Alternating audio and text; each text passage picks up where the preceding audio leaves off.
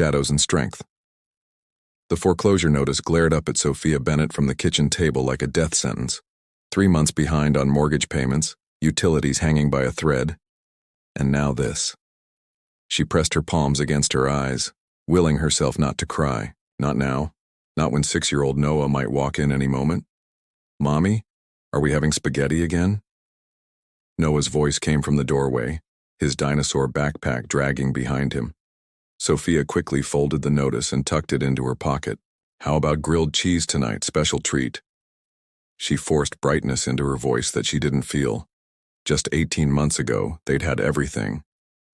A beautiful colonial in the suburbs of Portland, a thriving career in marketing for her, private school for Noah. Then came the FBI agents at their door, her husband James being led away in handcuffs, and the horrifying revelation. For years, he'd been running a Ponzi scheme that had stolen millions from investors. While James awaited trial, everything they owned was seized or frozen. Their friends disappeared overnight. Her in-laws blamed her. Her own parents, retired and living on a fixed income in Florida, could offer little more than sympathy from afar. Her marketing firm, concerned about optics, had let her go with stilted apologies. Now they lived in a 1-bedroom apartment in a part of town she'd never visited before. Noah slept in the bedroom. She took the pull-out couch. The divorce was finalized while James was in custody. He would be in prison for at least 12 years. "Can I have extra cheese?" Noah asked, climbing onto a kitchen chair. "Absolutely," Sophia smiled. Noah had handled the upheaval better than she could have hoped. Children were resilient, the family therapist had told her during their one session, before Sophia could no longer afford the co-pays. Still, she noticed how he kept his backpack packed with his favorite items at all times, as if expecting to flee again. After dinner and Noah's bedtime, Sophia sat cross-legged on the couch with her laptop, working on freelance copywriting projects that paid a fraction of her former salary. Between these gigs and her weekend shifts at a local coffee shop, she was barely keeping them afloat. The next morning, Sophia dropped Noah at school before heading to her Saturday shift at Brood Awakening. The coffee shop sat between a laundromat and a used bookstore in a row of weathered brick buildings. Not glamorous, but the owner, Fiona, had hired her without asking too many questions when the scandal was still fresh in the local news. "Morning, Soph," Fiona called as she entered. "Ready for the weekend rush?" Sophia tied on her apron. "As I'll ever be."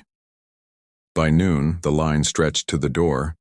Weekend regulars, students with laptops, and the occasional tourist. Sophia worked the register while Fiona and another barista handled the drinks. "Medium Americano, please." The man at the counter had a quiet voice that made Sophia look up from the register. He was perhaps in his early 40s, with dark hair threaded with silver at the temples and kind eyes behind wire-rimmed glasses. Something about him seemed vaguely familiar, but Sophia couldn't place him. "Name for the order?" she asked. "Theo," he replied, handing her exact change. When she called his name a few minutes later, he collected his drink with a smile and retreated to a corner table with a book. Sophia noticed him occasionally throughout her shift, never on his phone, just reading and observing the cafe with thoughtful attention. That evening, after picking up Noah from his classmate's birthday party, Sophia discovered her car wouldn't start. The battery light had been flickering for weeks, but she'd hoped to stretch it until her next paycheck. "Is our car sick?" Noah asked, kicking his feet against the passenger seat. "Just tired," Sophia answered, trying the ignition again, with no success. She pulled out her phone to call for a tow, then remembered she'd canceled her roadside assistance to save money. A tap on her window made her jump. It was the man from the coffee shop, Theo. "Car trouble?" he asked when she rolled down her window. Sophia hesitated. "Dead battery, I think." "I have jumper cables in my car," he offered. "Mind if I help?" 20 minutes later, her car hummed back to life. Noah watched the entire process with fascination, peppering Theo with questions that he answered with patient simplicity. "Thank you so much," Sophia said. "The coffee's on me next time you come in." Theo smiled. "I'll hold you to that. Drive safely, Sophia." He walked back to his modest sedan. It wasn't until she was halfway home that Sophia realized she'd never told him. Her name. Silent Guardian. The bookstore adjacent to Brood Awakening had always been a mystery to Sophia. Unlike the bustling coffee shop, Forgotten Chapters seemed perpetually empty, its windows filled with carefully arranged vintage books that appeared untouched for years. It wasn't until her third encounter with Theo that she discovered he owned it. "You're the bookstore owner?" Sophia asked, surprised when she spotted him unlocking the shop one morning as she arrived for her shift. Theo nodded, somewhat bashfully. "For about 5 years now. It's more a labor of love than a profitable enterprise." That explained his constant reading in the cafe. What it didn't explain was how he kept a business afloat that seemed to have so few customers. November brought bitter cold to Portland earlier than usual. Noah's winter coat from last year strained at the shoulders, and Sophia had been putting off the expense as long as possible. When Noah developed a cough that lingered for weeks, the pediatrician recommended a specialist. The appointment alone would cost $250 that Sophia didn't have, even with her bare-bones insurance. "Mommy, can we get hot chocolate?" Noah asked one Saturday afternoon as they passed Brood Awakening during her day off. His voice was raspy and Sophia felt a stab of guilt. One small luxury shouldn't be impossible. "Of course, sweetheart," she said, pushing open the familiar door. The cafe was packed and Sophia was grateful not to be behind the counter for once. While waiting in line, she felt Noah tug her sleeve. "Look, it's the car-fixing man," he whispered, pointing toward the corner. Theo sat at his usual table, but instead of a book, he had a sleek laptop open before him. When he glanced up and noticed them, his face brightened. He raised a hand in greeting. After getting their drinks, Sophia hesitated before approaching his table. "Mind if we join you? Everywhere else is full." "Please," Theo said, closing his laptop. "I was just about finished anyway." Noah immediately launched into a detailed account of his school's science fair project, while Sophia observed their unexpected companion. Theo wore the same unassuming clothes as always. Faded jeans, a simple button-down shirt, worn leather boots. Yet there was something in his mannerisms, the way he focused entirely on Noah's chatter, that spoke of deeper substance than his appearance suggested. And then, the volcano exploded. Noah demonstrated with expansive gestures, nearly toppling his hot chocolate. Theo caught the mug with surprising reflexes. "Careful there, scientist. Every good experiment needs controlled variables." "That's what Ms. Fletcher says too," Noah agreed solemnly. As they prepared to leave, Theo reached into his messenger bag. "I almost forgot. I came across something at the store I thought you might like, Noah." He pulled out a pristine hardcover book, Extraordinary Young Minds, Scientists Who Changed the World as Children. Noah's eyes widened as he accepted the gift. "For me? Really?" "Really," Theo confirmed. "Every scientist needs inspiration." "What do we say, Noah?" Sophia prompted, though a knot of complicated emotions formed in her stomach. Pride wouldn't feed her son or buy his medicine, but accepting gifts from a near stranger felt dangerously like charity. "Thank you." Noah clutched the book to his chest. Outside, snow began to fall in fat, lazy flakes. Noah ran ahead, trying to catch snowflakes on his tongue, while Sophia and Theo followed at a more measured pace. "That was very kind," Sophia said carefully, "but unnecessary. It was sitting on my shelf gathering dust." Theo replied with a shrug that didn't quite achieve casualness. "Books are meant to be read, not displayed." Before she could respond, Noah's excited squeal interrupted them. He pointed toward a man setting up a Christmas tree lot across the street. "Mom, look, Christmas trees!" The simple childhood excitement in his voice made Sophia's heart clench. Their apartment had no space for even a small tree, and decorations were an extravagance she couldn't justify. "They're beautiful," she agreed, taking his hand. "We should get home before the snow gets worse, though." The disappointment on Noah's face was brief but unmistakable. "Okay," he said, the single word carrying resignation no 6-year-old should master. That night, after tucking Noah in, Sophia sat at their tiny kitchen table calculating and recalculating their finances. The specialist appointment, winter clothes, the upcoming rent increase. The numbers refused to cooperate no matter how she arranged them. 3 days later, Sophia found a package outside their apartment door. Inside was a child-sized down jacket, precisely Noah's size with matching waterproof gloves and a hat.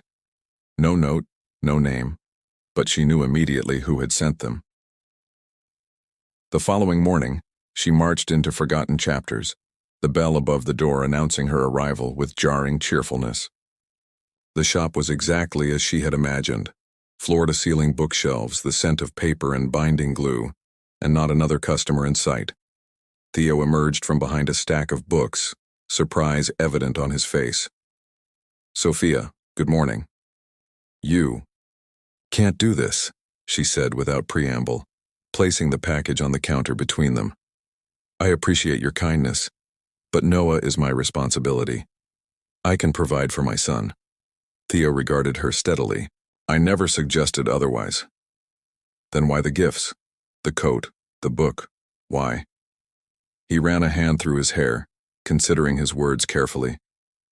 "When I was 8, my teacher noticed I came to school without gloves in the middle of winter. She gave me a pair her son had outgrown. It wasn't charity, Sophia, it was kindness. Sometimes the world offers unexpected warmth when we need it most." Everyone needs kindness," he interrupted gently. "Even you. Especially you." Sophia felt her carefully constructed defenses begin to crack.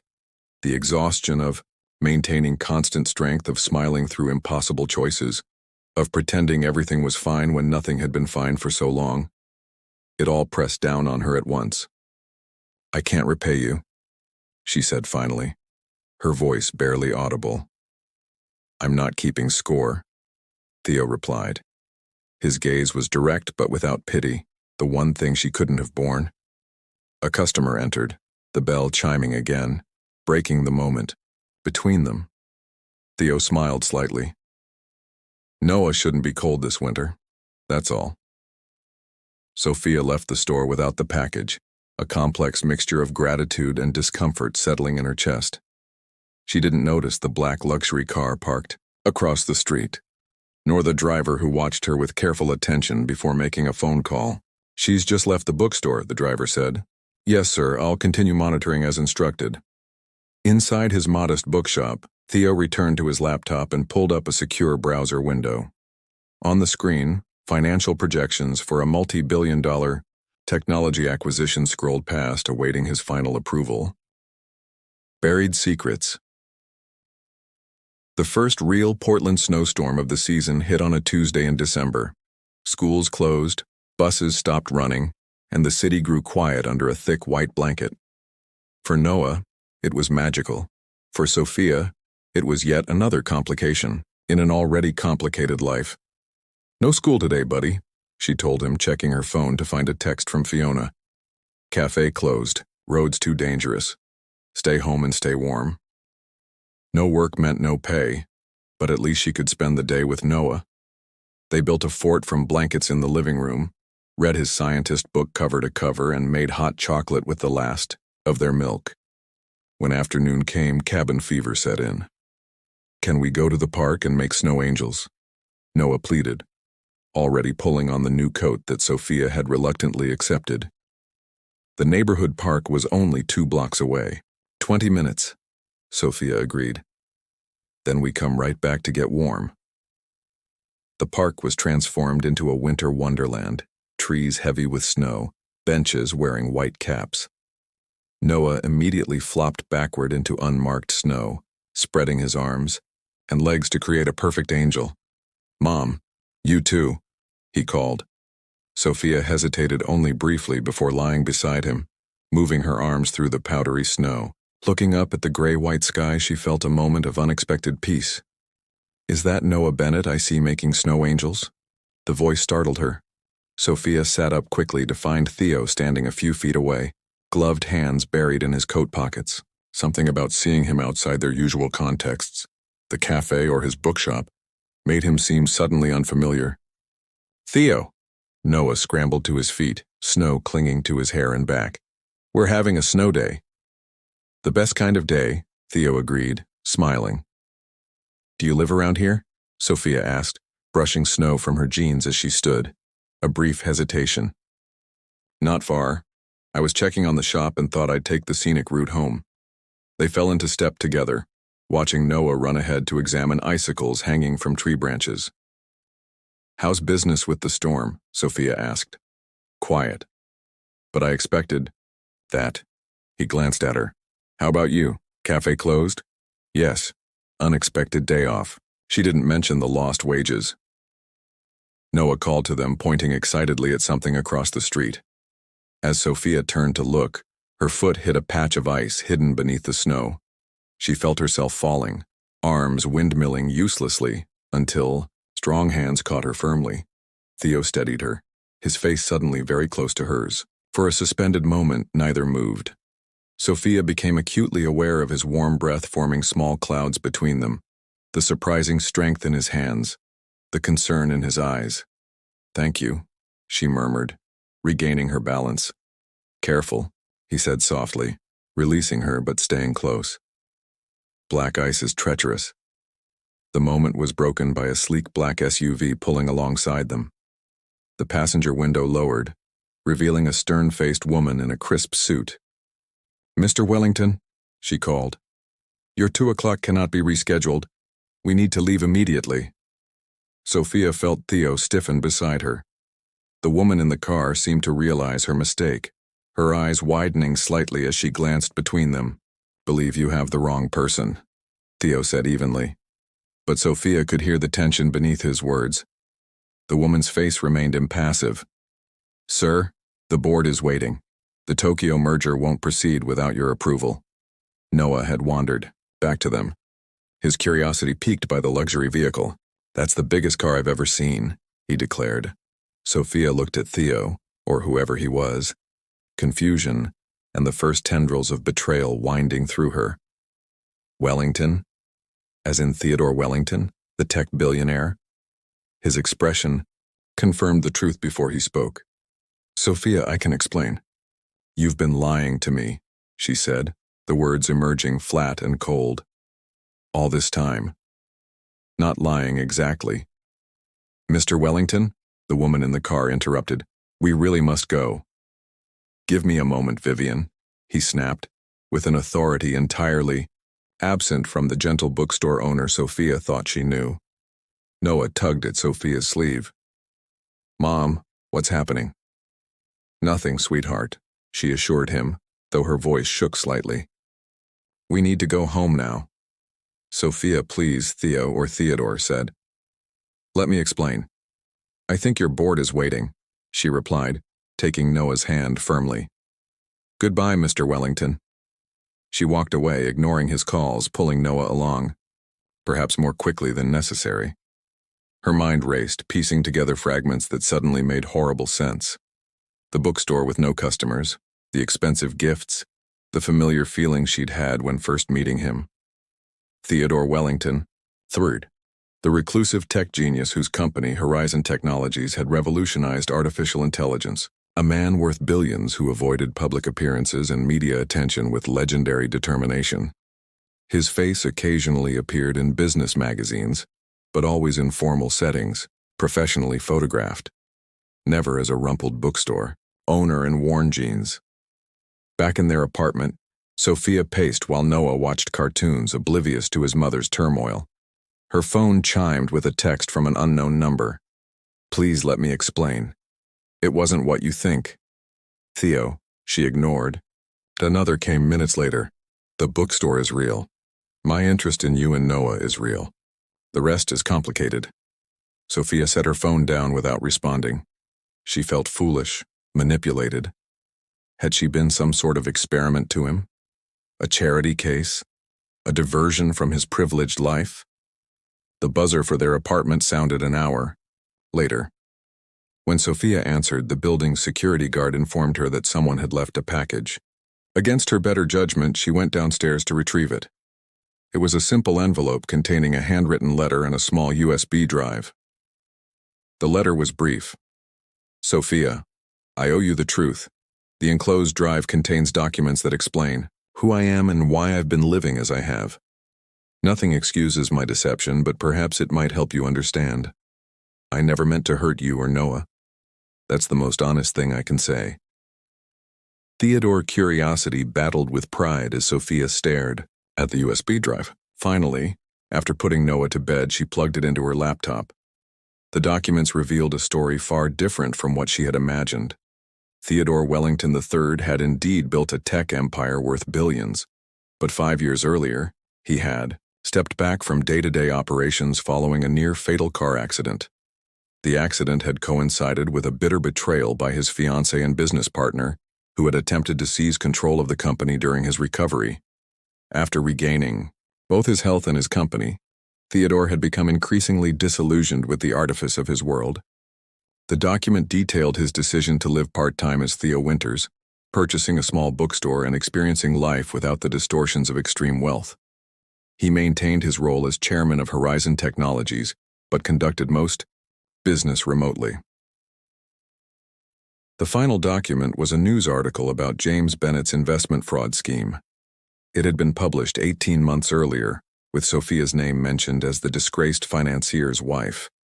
There was a note attached in Theodore's handwriting.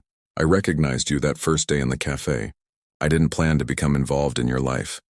But watching your dignity and strength in the face of circumstances you didn't create, I simply wanted to know the person capable of such grace. Sophia closed her laptop, emotions churning. The deception still stung, but its context changed her understanding of the man she had come to know. She picked up her phone, staring at his unanswered texts, uncertain what came next. Outside, snow continued to fall on Portland, covering everything in a clean, temporary blank slate. Broken bridges for 3 days, Sophia avoided the coffee shop, calling in sick for the first time since she'd started working there. She couldn't face the possibility of seeing Theo, or Theodore, until she sorted through her tangled feelings. Pride, betrayal, and understanding warred within her, none emerging victorious. On the 4th day, financial reality forced her return. Fiona raised an eyebrow at her appearance but asked no questions. The morning rush kept Sophia busy, her eyes only occasionally drifting to the corner table that remained conspicuously empty.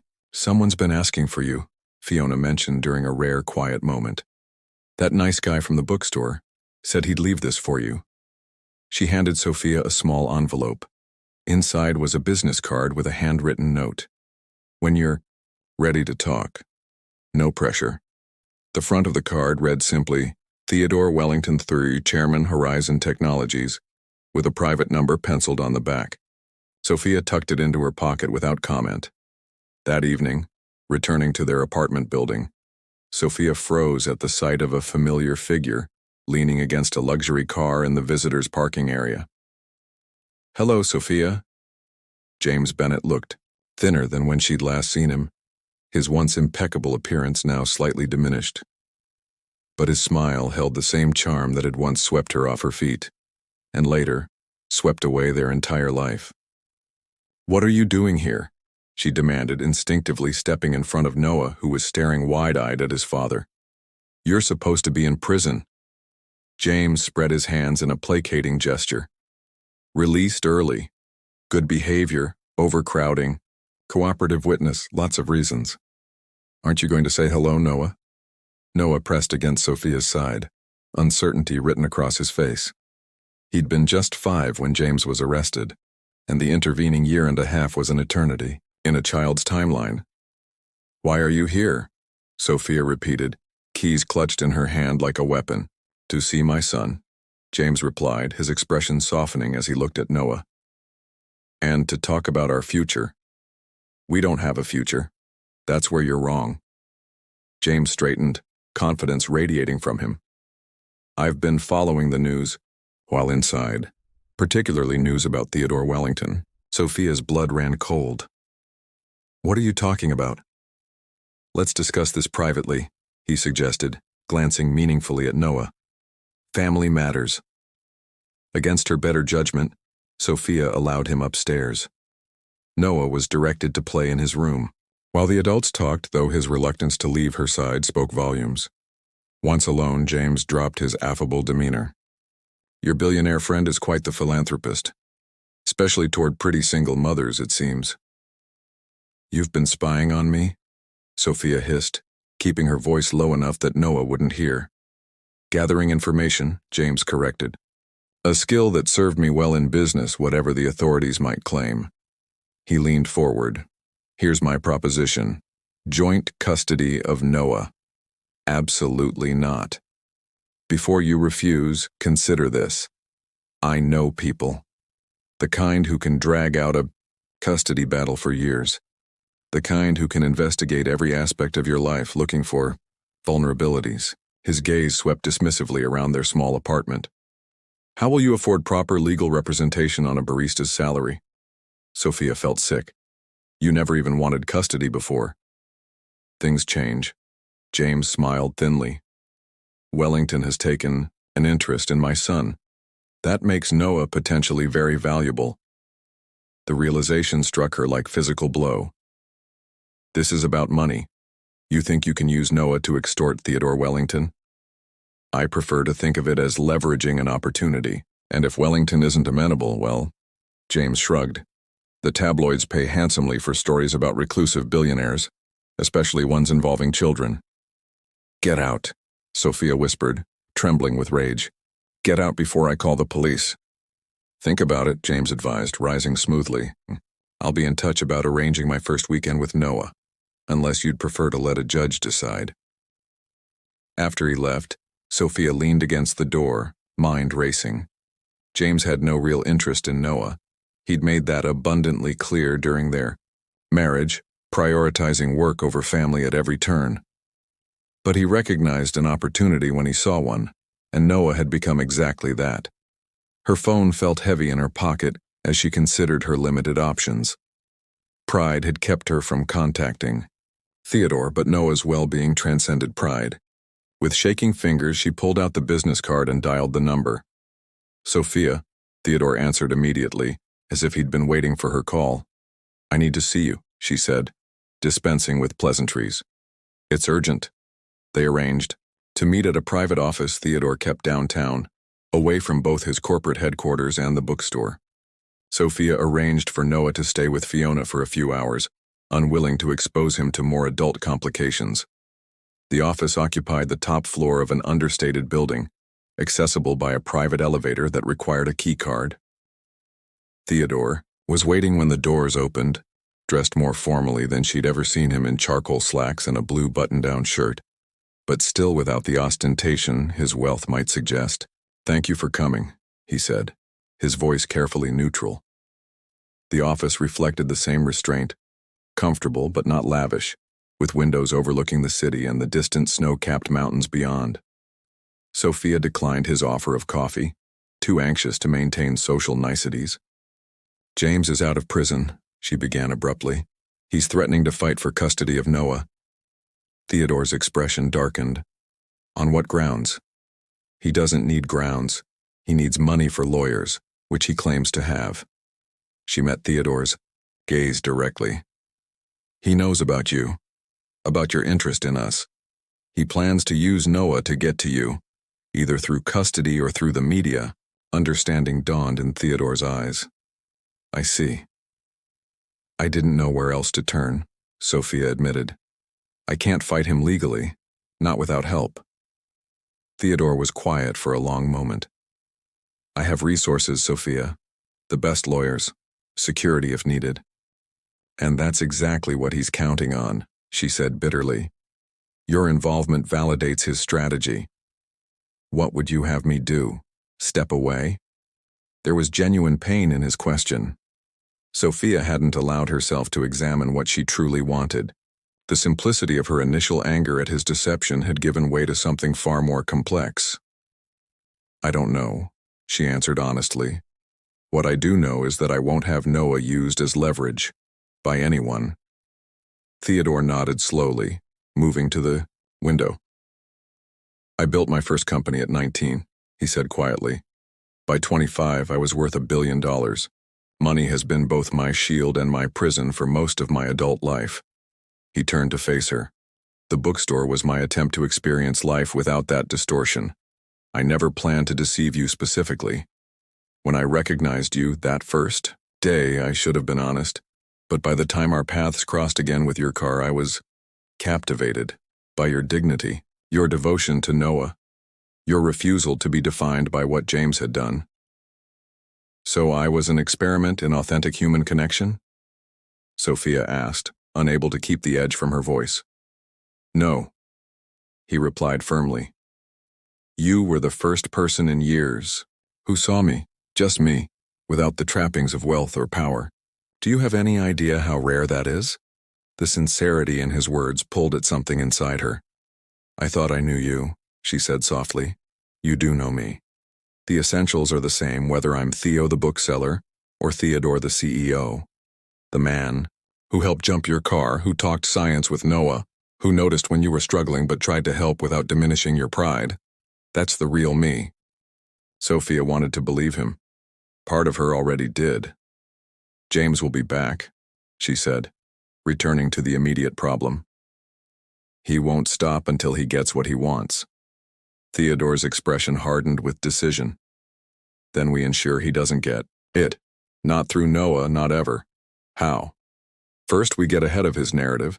Second, we make it clear that using Noah will cost him far more than he could ever gain. Theodore moved to his desk, tapping a button on the phone. Vivian, please connect me with Harrington at Legal immediately. Sophia watched him transform, not into someone unrecognizable, but into a more concentrated version of the man she knew. The quiet strength she'd glimpsed in the bookstore owner now radiated with purposeful authority. I won't let him hurt Noah, Theodore promised, covering the mouthpiece of the phone. Or you. For the first time since James had appeared in the parking lot, Sophia felt the tight knot of fear in her chest begin to loosen. She wasn't alone anymore. Mr. Harrington is on line 1, announced the phone. Theodore held Sophia's gaze. Are you with me on this? She took a deep breath and nodded. Yes. As Theodore outlined the situation to his lawyer, Sophia moved to the window, watching the city lights begin to twinkle in the early winter dusk. The path ahead was uncertain, filled with complications she'd never anticipated. But standing in this quiet office, she felt something she hadn't experienced in 18 months. Hope. Foundations of tomorrow spring came to Portland with characteristic fickleness. Days of sunshine interrupted by sudden showers, cherry blossoms appearing and disappearing with each weather shift. Sophia watched the changing season from the window of the courthouse waiting room, a strange calm having settled over her despite the proceedings about to begin. The last 3 months had unfolded with startling efficiency after Theodore engaged his legal team. James's past was methodically excavated, revealing his early release had been secured through connections with a former business partner, now under federal investigation. His financial claims proved hollow. The people he'd mentioned were largely uninterested in supporting a convicted felon's custody battle against an ex-wife with a spotless record. Ready? Theodore appeared beside her, his presence a steady anchor as it had been throughout the ordeal. Sophia nodded. As I'll ever be. They'd developed a rhythm in these months of legal preparation. Theodore had been scrupulous about respecting her independence while providing the resources she needed. No more unexplained gifts or well-intentioned deceptions. Everything was discussed openly, decisions made jointly. Noah waited with Fiona in the hallway, engrossed in a new science kit Theodore had helped him select. At 7, he understood enough to know today was important, but had been carefully shielded from the uglier aspects of the proceedings. Ms. Bennett? Their lawyer, Patricia Harrington, approached with measured confidence. The judge is ready. The courtroom felt simultaneously, vast and confining. James sat at the opposing table, his expression darkening when he saw Theodore enter alongside Sophia. His lawyer whispered urgently in his ear. Judge Rosario surveyed the assembly with practiced neutrality. Before we begin formal proceedings, I understand there may be a possibility of settlement. Counselors, approach. The lawyers conferred briefly. At the bench, Patricia returned with a slight nod to Sophia. Your Honor, James's lawyer began, my client wishes to propose voluntary termination of parental rights in exchange for certain considerations. The considerations were straightforward. A modest financial settlement that would allow James to relocate abroad and restart his life. with strict non-disclosure agreements preventing him from contacting media about Noah, Sophia, or Theodore. In exchange, he would surrender all parental rights and claims. Judge Rosario directed her attention to Sophia. "Miss Bennett, are these terms acceptable to you?" Sophia rose slowly, feeling the weight of the moment. "They are, Your Honor, with one addition." She glanced at Theodore, who nodded encouragement. "I request the court's permission to initiate adoption proceedings immediately following termination of Mr. Bennett's rights." James's expression registered genuine surprise. His gaze shifted between Sophia and Theodore, finally understanding what he had inadvertently set in motion. "So noted," Judge Rosario confirmed. "We'll proceed with the paperwork." Outside the courtroom, Noah launched himself into Sophia's arms. "Is it finished?" he asked, his voice small but hopeful. "Yes, sweetheart," she assured him. "Everything's going to be different now. Better. Are we going to live with Mr. Theo now?" The question, asked with a child's directness, brought a flush to Sophia's cheeks. Theodore crouched to Noah's level. "Not exactly, but I'll be part of your life in a new way if that's okay with you. Will you teach me more about stars?" Noah had become obsessed with astronomy during their months of friendship. "Absolutely. We have all the time in the world now." Later that evening, after Noah was asleep, Sophia and Theodore stood on the balcony of her new apartment, a spacious two-bedroom, in a secure building Theodore had helped her find. Though he had offered more lavish accommodations, Sophia had insisted on something she could eventually afford on her own, with the marketing position she'd recently secured at a small but growing firm. "I've been thinking about the bookstore," Theodore said, watching the city lights below. Having second thoughts about selling it, the bookstore had been closed since their confrontation in December, its future uncertain. "Actually, I was thinking it might make a good coffee shop bookstore combination," he replied. "The spaces adjoin already. The wall between them could be opened up." Sophia turned to face him. "Are you offering me a business proposition, Mr. Wellington?"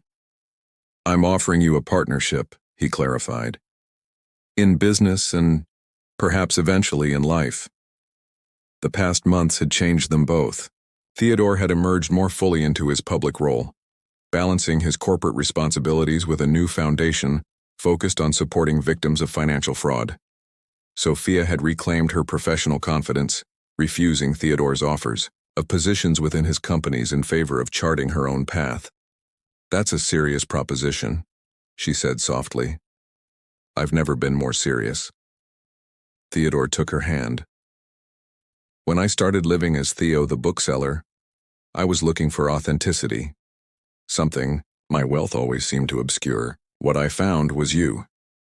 "A single mother with a mountain of complications," Sophia reminded him, though her tone was light. "The strongest person I've ever met," he countered, "who showed me that real connection isn't about what you have or don't have. It's about who you are when everything else is stripped away." Sophia considered the journey that had brought them here. From a broken-down car in a parking lot to this moment of possibility. The path had been neither straight nor easy, but perhaps that was what made it valuable. "Noah asked me something interesting today," she said. "He wanted to know if you were going to be his new dad." Theodore's breath caught audibly. "What did you tell him?" "I told him that families come in many forms and what matters isn't the label but the love behind it." She squeezed his hand. "I told him we're building something new together step by step." "And what did he say to that?" Sophia smiled. "He said as long as he could have a telescope in his new room, he was on board with the plan." Theodore laughed, the sound carrying into the spring night. "A reasonable demand. I think we can accommodate it." "There's something else," Sophia added. "Something I haven't told you yet." She took a deep breath. "I've been thinking about what to do with James's settlement money." Theodore waited, giving her space to continue. "I want to start a foundation," she said, "for families affected by financial crimes, not just material support but guidance through the legal and emotional aftermath. No one should face that alone." Pride shone in Theodore's eyes. "That's perfect. Absolutely perfect." I'll need help getting it started, she acknowledged. Advisors, structure, legal framework. Whatever you need, he promised. But I have no doubt you'll make it extraordinary on your own terms. They stood in comfortable silence, watching the city below. Tomorrow would bring complexity and challenges. Merging their worlds wouldn't be simple. Theodore's wealth would always be a factor to navigate, and Sophia's fierce independence wouldn't easily yield to the conveniences his resources could provide. But tonight, those complications seemed distant compared to the foundation they'd built. Honesty hard won through, deception uncovered, trust forged in crisis, and love grown not from fairy tale rescue but from mutual respect and shared purpose. Partner? Sophia said finally, testing the word. I like the sound of that. Theodore's smile was warm as he drew her closer. It's just the beginning. Below them, Portland continued its evening rhythm, indifferent to the quiet moment unfolding above. But for Sophia and Theodore, the city lights seemed to shine with new promise, illuminating not an ending, but the first chapter of something genuine and lasting. Noah slept peacefully in his room. Surrounded by glow-in-the-dark stars Theodore had helped him arrange in accurate constellations. Tomorrow they would tell him about their plans for the future, the bookstore cafe, the foundation, their evolving family. But tonight, under the real stars, Sophia and Theodore shared a moment of quiet celebration, for bridges rebuilt and foundations laid. To beginnings, Theodore whispered, pressing his lips gently to her forehead. Sophia closed her eyes, leaning into his embrace. To beginnings, she agreed, no longer afraid of what tomorrow might bring.